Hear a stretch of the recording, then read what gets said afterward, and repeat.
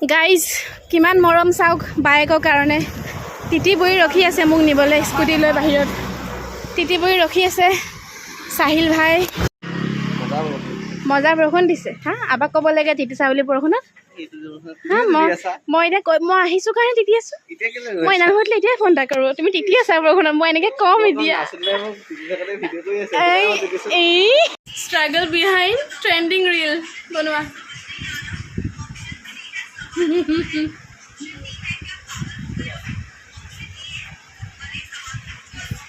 এতিয়া মই নাৰিকল তেল লৈ লৈছোঁ ভিডিঅ' এটা বনাবলৈ ৰাখিছিলোঁ নহয় ইয়াত ডিঙিত এই গোটেইখন এতিয়া মুচিব লাগিব নাৰিকল তেল দি কিনি কিমান কষ্ট এটা ভিডিঅ' বনাবলৈ দেখিছে গাইজ